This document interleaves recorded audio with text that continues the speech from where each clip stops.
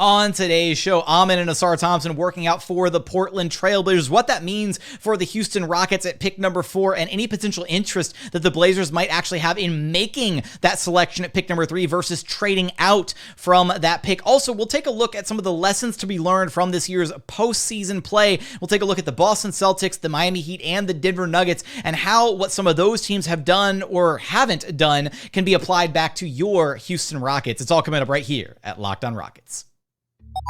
This is Mission Control, Houston. Ignition sequence start. The Houston Rockets select Jalen Green, Alperen Sengun, and Jabari Smith Jr.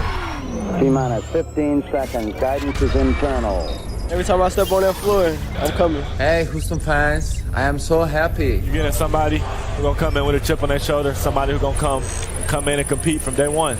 6, 5, 4, 3, 2, 1.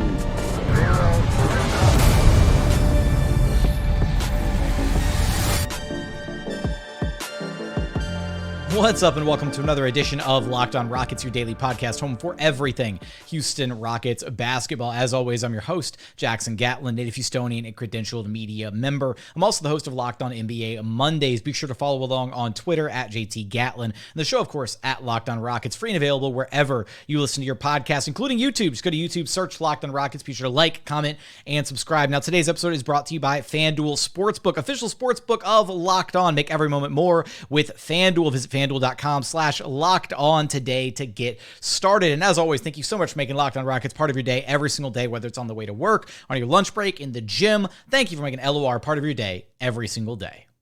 Joining us now is your weekly co-host, the X's and O's man himself, Alykhan Bijani, who you can track down on Twitter at Rockets_Insider. And we've got like an interesting kind of smorgasbord of a show for you here today, where in a minute, we want to focus in on some of the potential lessons that these young Houston Rockets can maybe learn from what we've seen going on throughout this year's NBA playoffs. And we're going to specifically look at 3 teams, the Boston Celtics, the Miami Heat, and then the Denver Nuggets, and some of the things that we might be able to learn about those teams and then apply them to your Houston Rockets. But first thing we're going to touch base on here is the Portland Trailblazers going through their pre-draft process and routines and all this, and the first set of lottery names that they've brought in to perform workouts and all that good stuff, the Thompson twins. And I wonder if, it gets tiring, like if you're the Thompson twins, Alykhan, to have to go in as a duo everywhere you go. Like, I wonder if they just get tired of that. If they're just like, come on, can you like, just bring me, like leave my brother at home. Like, I just want to come in and do my thing and don't have to worry about how good he does in this workout. But they're going to be attached at the hip for the entirety of their NBA careers. But it's interesting because the more that I think about it and the more that we hear news and speculation about what's going to happen on draft night, the more that I think the Blazers might just find themselves in the hole of not having a trade partner for that number 3 pick, and they might get kind of backed into a corner where they have to make that selection at number 3, and that directly impacts what happens for the Houston Rockets at pick number 4. When the whole draft lottery happened and we talked about it, a part of me was thinking, at this point, I'm resigned to the Rockets just taking a Thompson twin or Whitmore, Walker. But the more I kind of read between the lines, see the tea leaves, see what happened in Chicago during the Combine, I don't think it's a foregone conclusion the Rockets have one of Miller or Scoot Henderson available at 4. Just by talking to people around the league, especially after Chicago, there was a lot of hype with Amen Thompson and his brother. Both the twins are excelling in their workouts. They're interviewing really well. You saw Amen's vertical leap, man. His vertical is insane. And stuff like that. I heard 2 really good comparisons for Amen this past weekend, and I want to share those with the listeners. I heard Sean Livingston before his knee injury early in his career, and I heard Josh Giddey again. I've mentioned Josh Giddey on the show here a few weeks ago. That's pretty good, if you're bringing a guy who wants to be a point guard in this league. But Jackson, back to you. You've talked about this a lot these last few shows.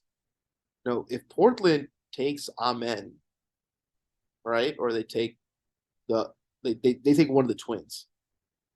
The Rockets can end up with either of the twins who are going up in draft stock, who have some raw skills that you can develop really well, or Brandon Miller or Scoot Henderson. And the more I watch this process, the more comfortable I get that whoever they pick at 4 is going to be somebody that they can bring in and have them complement whatever type of style they want to play. And so I'm pretty optimistic on what's going to happen here moving forward. Yeah, and I think no matter what, the Rockets are going to be able to walk away with a great player here. What becomes so interesting to me is I think Portland is at a place where, again, their messaging has been crystal clear that they want to run it back again with Dame. And it doesn't at this point really seem like they've got an ideal trade partner lined up for that number 3 pick, or at least if they do have their eyes on certain players around the league, whether it's, again, a Mikal Bridges, which it could just be posturing with the Nets saying he's unavailable, or a Pascal Siakam or an OG Anunoby package from the Toronto Raptors, or after the way the Celtics flamed out in Game 7, maybe it's a Jaylen Brown deal. Like, there are options out there, but they may not ultimately come to terms on one of those deals that makes sense and that they feel good about. And if you're the Blazers and you have to make that selection, to me, there is at least enough of an argument to be made that guys like Ausar Thompson, Cam Whitmore, guys who are a better fit in Portland next to a Damian Lillard, you take one of those guys instead of maybe taking an Amen Thompson or a Scoot Henderson if he's still on the board, if Charlotte goes with Brandon Miller at number 2. You take one of those guys, or hell, you just take Brandon Miller if he's there at number 3, because he would be the perfect complementary piece next to Damian Lillard if you have to make that selection. And so that's why the more that I keep thinking about this and how that top order of picks might play out for the Rockets, we aren't at a place where we could just safely say, oh, it's going to be definitely one of these guys, right? There's so many moving little parts and whatnot. So much of the speculation has been, oh, well, Portland's going to trade that pick. So, like, what team are they going to trade it to? And is that team potentially interested in one of the Thompson twins at number 3, or a Cam Whitmore at number 3, or a Jarris Walker might jump up into that top 3 area? And I think this little piece of news, right, as small as it is, right, reading, the tea leaves on this, the fact that they're starting to bring in prospects, obviously, they're doing their due diligence. They're just going through the pre-draft cycle like everybody else. But the fact that they're bringing in the Thompson twins as their first set of guys that they're bringing in to work out, that I think that tells us something, right? That they might be heavily considering the idea of just drafting that pick and going for a guy who is more of a better fit next to a Dame, because Amen is that long-term play, right? He's an engine. He's a guy that you're going to want to put the ball in his hands and let him kind of run things. And I don't necessarily think you can simultaneously develop an Amen Thompson and a Damian Lillard side by side. Maybe you can. Maybe you just play Dame off ball and you give Amen some run.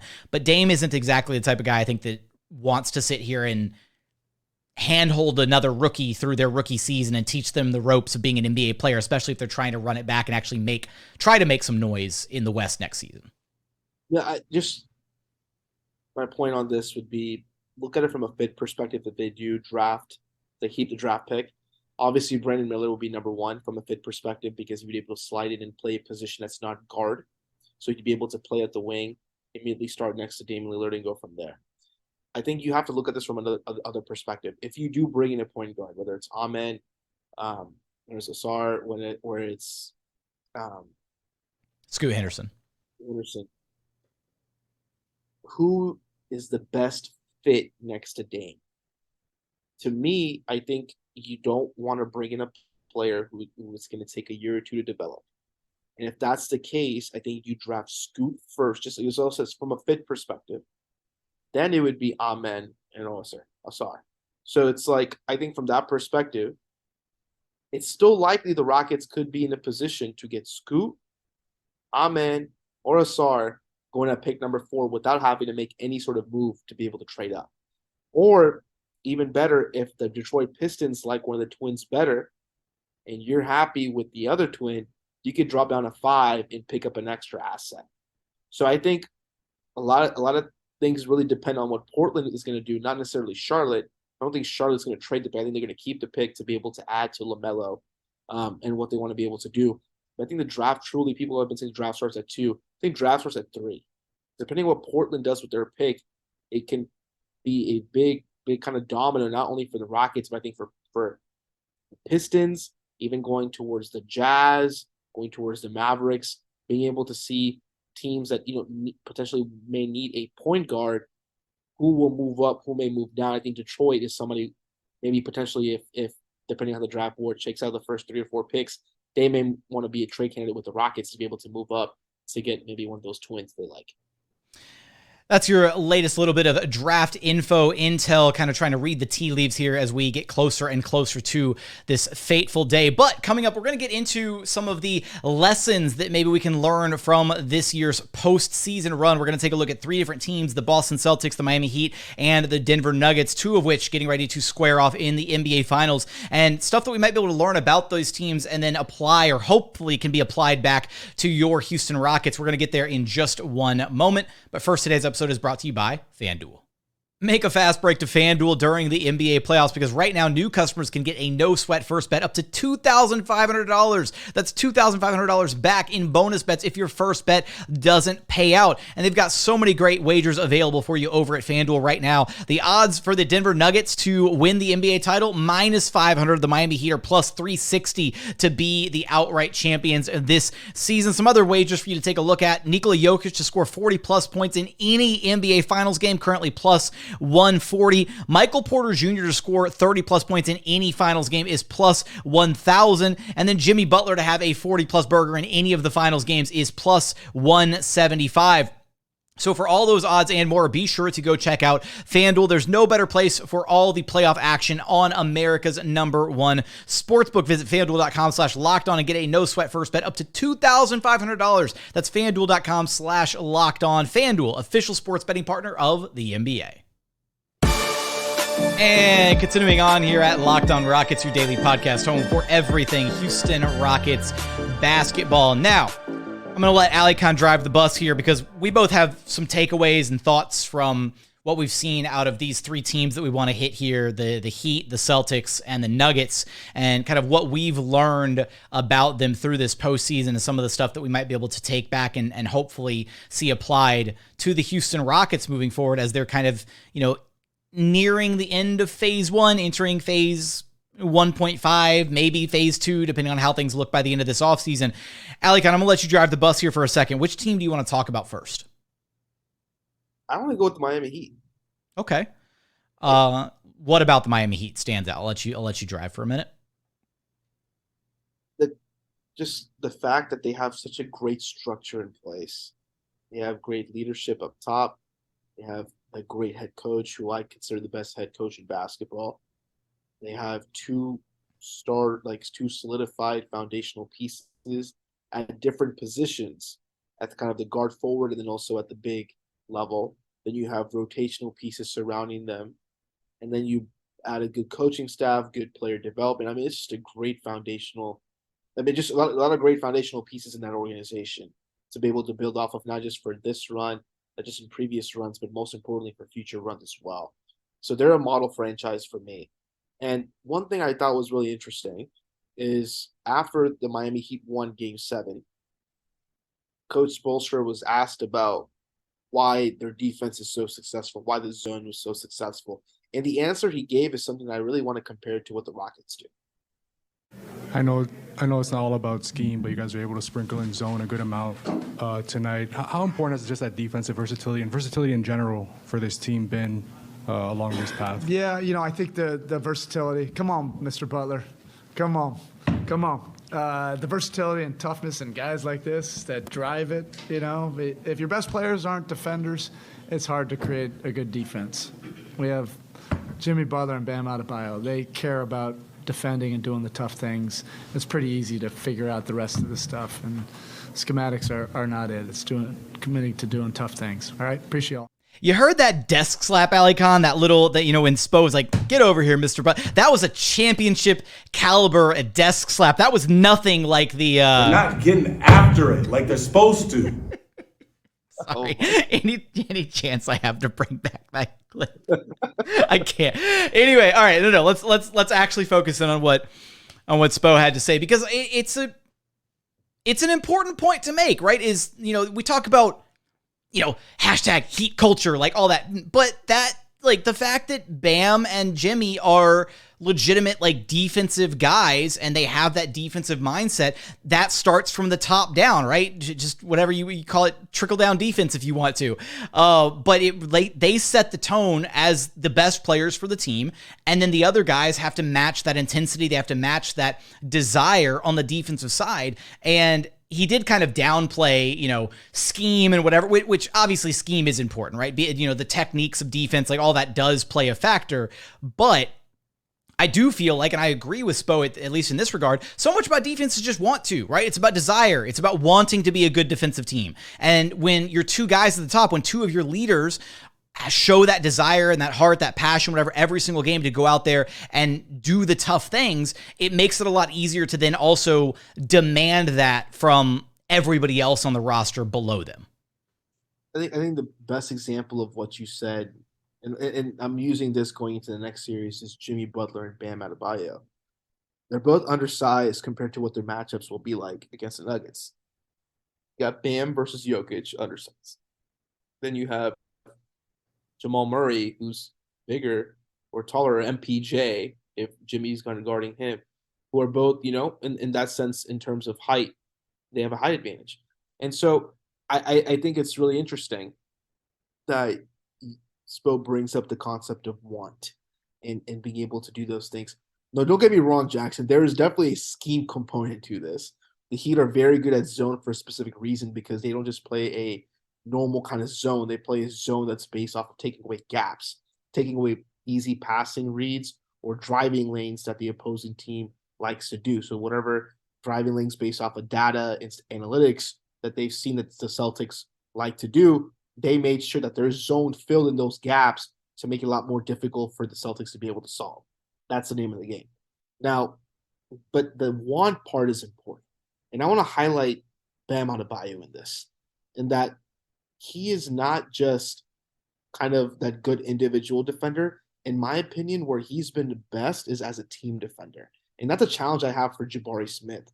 Jabari can be a good individual defender. But for me to be able to look at him and say, hey, he's met his potential as that great defensive guy, he has to transform, I think, into more of that Bam role. That Bam can kind of take on that middle of the floor, right, that he's been doing with Miami. If Jabari can do the same thing and kind of just, play a shell defense in a way where they're just kind of collapsing and taking away the paint and staying in front, I think that's a huge win for the Rockets. Jabari has that attitude.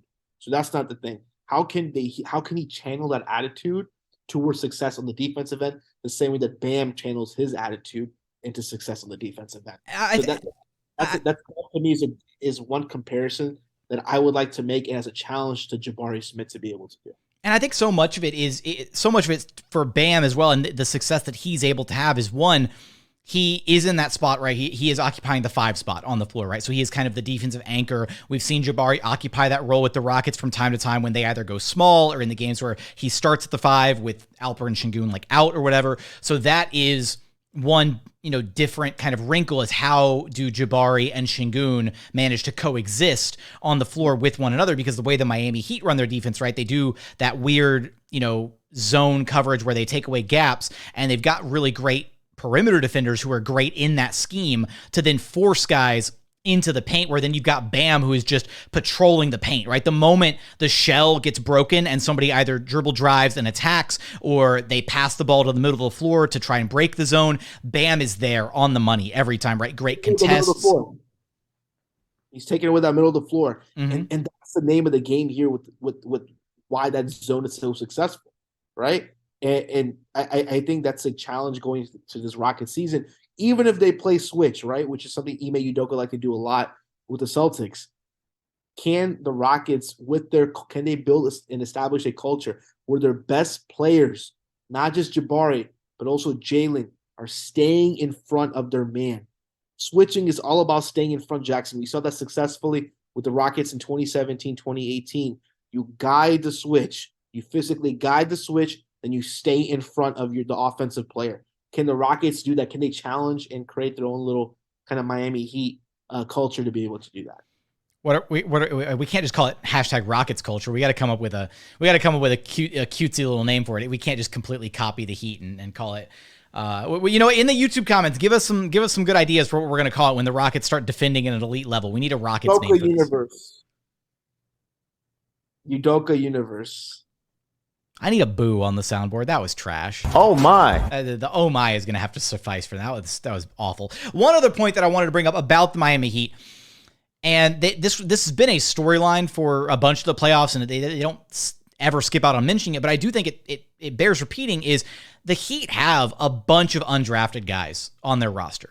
And I think it kind of goes to show you that, and those guys specifically, Gabe Vincent, Max Strus, Caleb Martin, Duncan Robinson, all undrafted guys who are contributing at a very, very high level for right now for the Miami Heat, who are finals bound, right? I mean, this is a team that has dealt with missing significant key contributors. They lost major pieces throughout the season. They're currently playing without Tyler Herro, without Victor Oladipo, like key contributors for their team. And at no point did they ever, woe is me, whatever. No, they just next man up mentality. And as much of a cliche as it sounds, I think that when you look at what the Heat have built and the culture that they've kind of developed over there, is it's very much they have an expectation of what their role players are going to be able to deliver and give them on a nightly basis, to where you pointed out before and highlighted, right?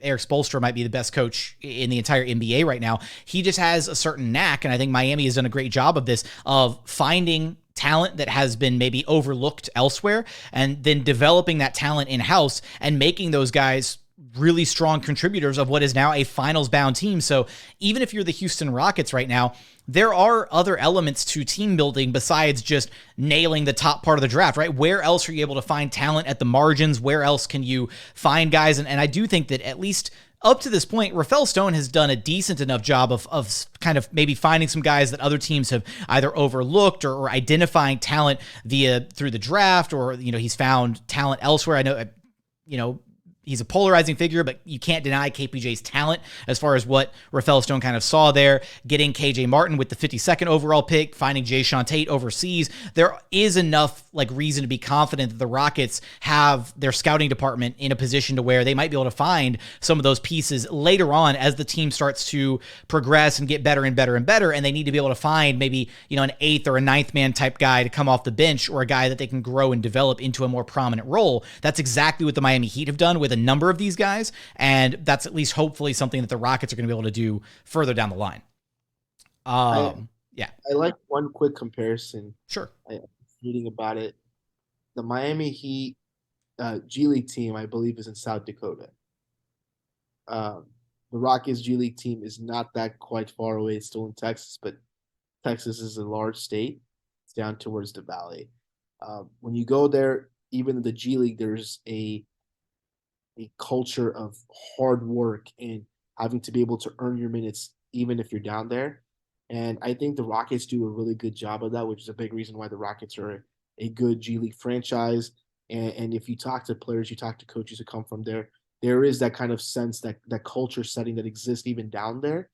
And I hope that what we're seeing from the G League perspective and success there, and how they're trying to establish a culture and identity among players before they come to the big club, is something maybe we see transition with the Rockets going into the season, to see that parallel between not just the G League team, but also the NBA team as well, the same way we see with the Miami Heat.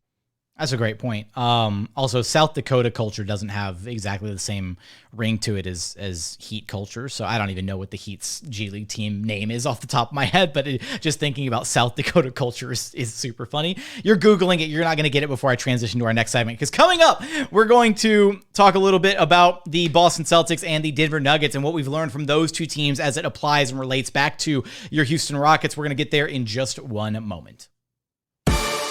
And final segment here at Locked On Rockets, your daily podcast home for everything Houston Rockets basketball.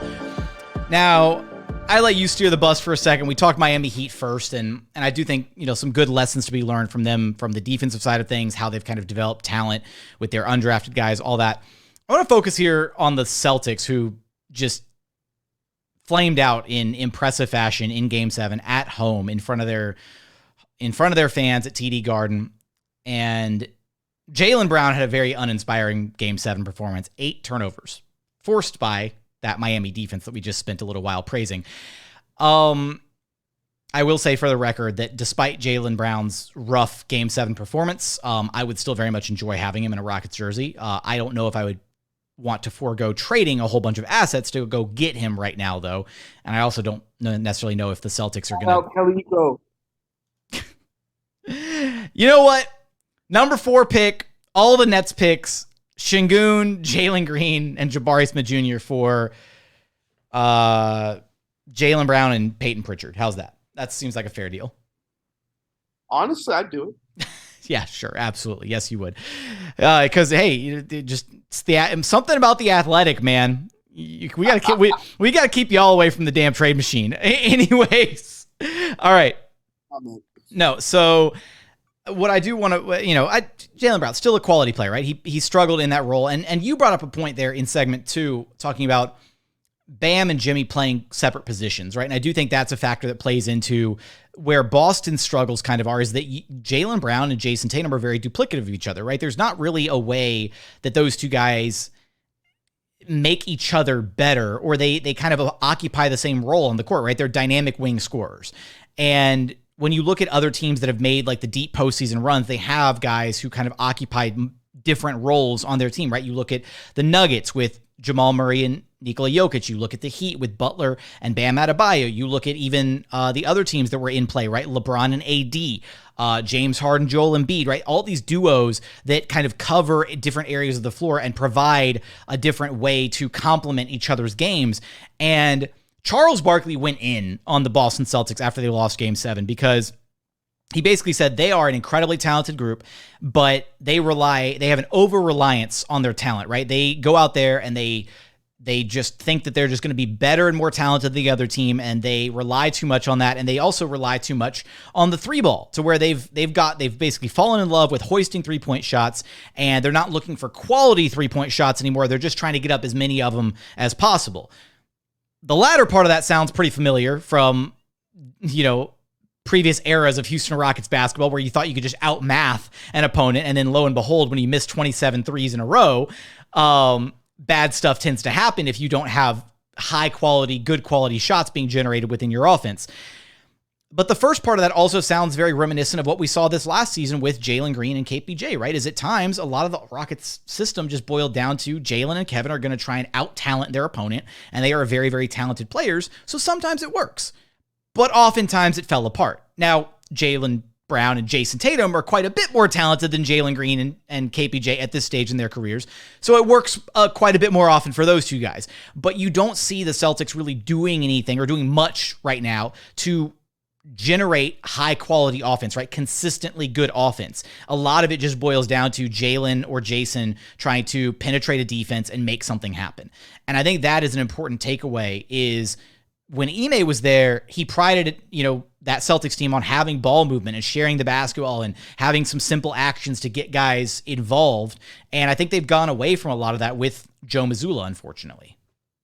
And the whole concept of randomness is effective when randomness comes from consistent ball movement and player movement, right? That's where randomness at its best. You don't want just randomness where you're attacking a mismatch repeatedly, and if it's not successful, then not going anything else. I mean, that's kind of what happened with the Celtics at times. They would get good shots, but the consistency of getting the good shots, or how long it took to get good shots, it took too long. Miami sometimes would see something that the Celtics would do. One possession, it would be successful, then Miami would throw zone, kind of throw them off.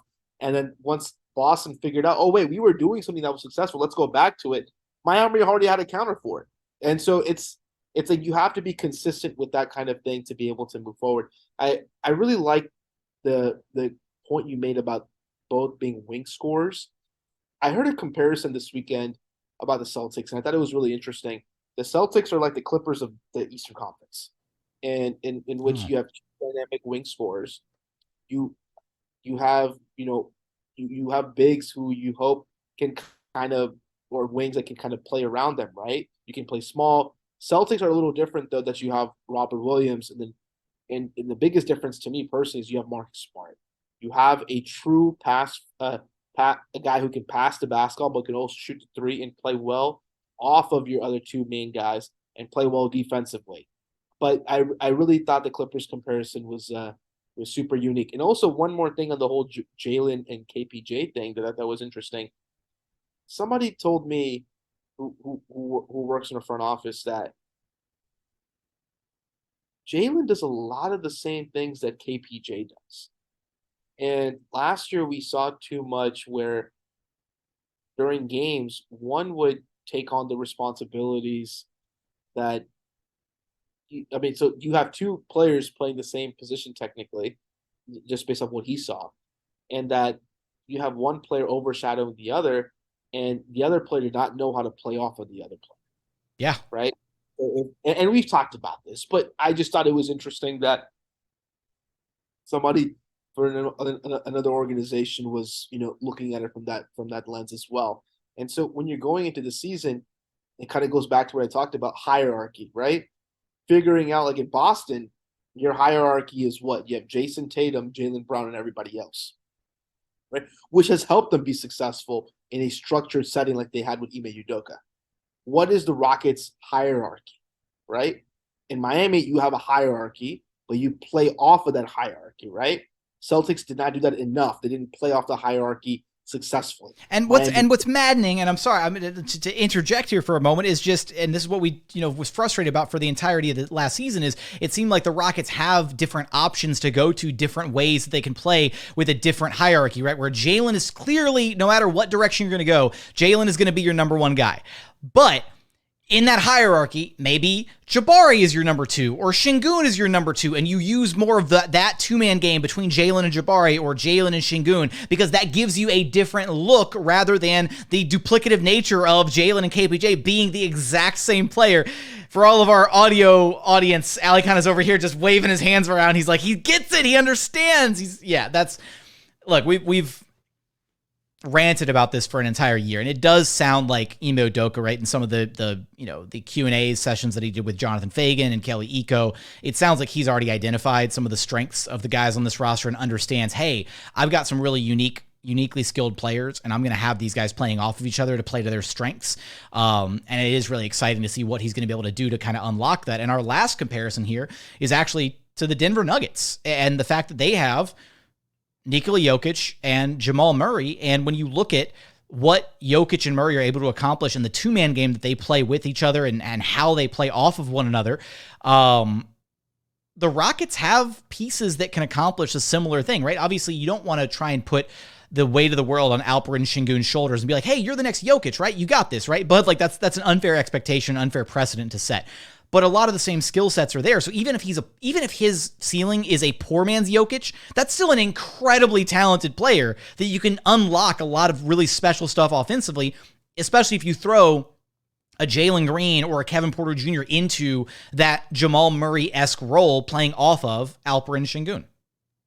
I really liked a few things that Denver does, and I hope the Rockets try to emulate. Number one is they go whenever they need a bucket, whenever the offense gets stagnant, whenever anything is going on, they're struggling, they go to their best two players running their best play. And what is that, Jackson? That's an empty corner pick and roll or empty corner dribble handoff between Jokic and Murray. Something that the Rockets, when they ran it with Jalen Green and Alperen Sengun, had really good points per possession. Each, not just their first season together, but even last season. I really like that similarity, because Murray and Jokic both came off the bench in their first season playing together, and they've kind of evolved that game over time. I really like what I'm seeing from Jaylen and LP, and I hope we see more of it going into the season. Second point I want to make is you're surrounding who you consider to be your best players with players that complement them. Jamal can make his own shot. And you also surround him with a bigger wing who can help him defensively. You surround him with a shooter who can be a movement shooter and off the catch shooter. You're surrounding him with bench guys who can complement him and also provide him some different skill sets as well. And can I add a quick aside to the point that you're making right now about the complementary pieces? Denver didn't just establish all these complementary pieces overnight. And I think that's something that's important for Rockets fans to understand, is they identified pretty early on, Jokic is the guy, right? He's the goods, all that. We're going to go with him. And then they slowly but surely, right, they added Jamal Murray to the mix, and they added MPJ to the mix. And they're like, okay, this is our talented core trio, right? This is like our big three. what do we need to put around these guys to like elevate them even further? And that's when they identified and went out and they got an Aaron Gordon, right? That's when they went out and then they traded for and got Kentavious Caldwell-Pope, KCP, and then they added Bruce Brown, right? They added all these other supplementary pieces to then iron out the rest of the roster. But it took patience and it took time for them to identify, okay, we've got our cornerstone. Cool. Who's next on the list? All right, Jamal, bet. Okay, who's next on the list? MPJ, cool. And then they identified over time and drafted and built that trio. And then once they knew for sure that trio was what they wanted to build upon, then they went out and got all the other complementary pieces to go along with those guys.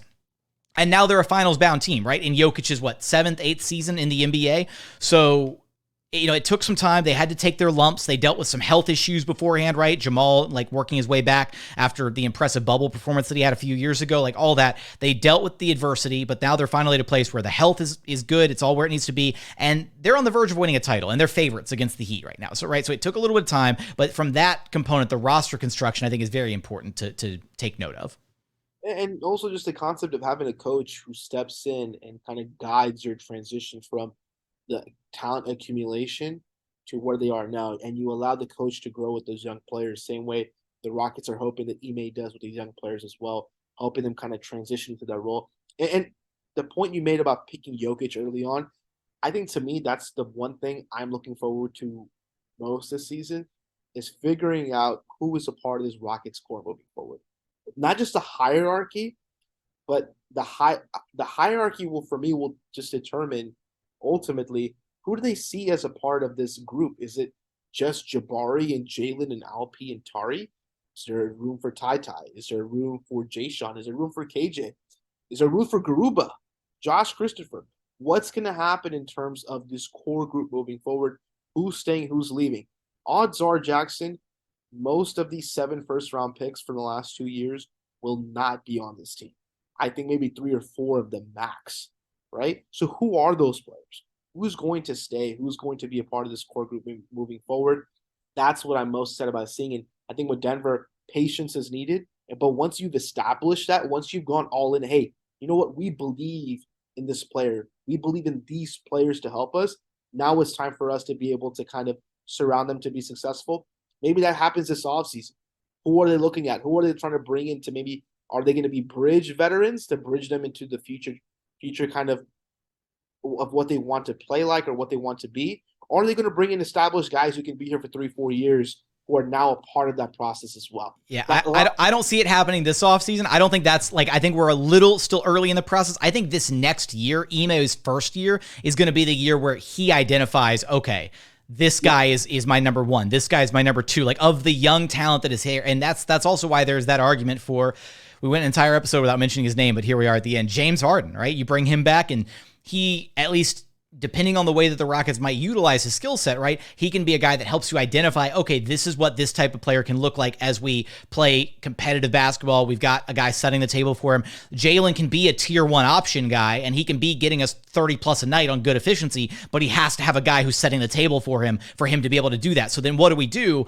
Clearly, James Harden is on the way out of his NBA career, right? So he's not going to be your long-term fix. But once you find a guy who's providing you that, then okay, how do we get the next guy, even if he's a slightly lesser version of what James Harden is? But clearly, we need that archetype of player to unlock Jaylen or to unlock Sengun or to do this or that, whatever, to make all these pieces fit together in beautiful harmony, all that kind of stuff. So, great. I think that's a really good point. I think that's the type of context that we should be looking at when we're approaching whether or not to bring James back. Yep, there we go. Can't believe we made it almost an entire episode without mentioning he who must not be named, the bearded one, and we got all the way to the very end, and we had to mention. Yeah, there we go. Do a little beard check on the podcast. You should not be named since I have a beard too, Jackson. Oh my God! All right. On that note, you know the drill, Alykhan. Let everybody know where to track you down at. Follow me on Twitter at Rockets_insider. Make sure you're putting in the comments what we should name Rockets culture. You Delcas, you done it. Oh no. Oh no. Oh my. That's going to do it for another edition of Locked on Rockets. As always, thank you so much for checking out the show. If you haven't done so yet, please consider subscribing wherever you listen to your podcasts or on YouTube. Just search Locked on Rockets. Be sure to like, comment, subscribe, all that good stuff. But as always, thank you so much for watching. Thank you so much for listening. And we look forward to having you back right here at Locked on Rockets, your daily podcast home for everything Houston Rockets basketball.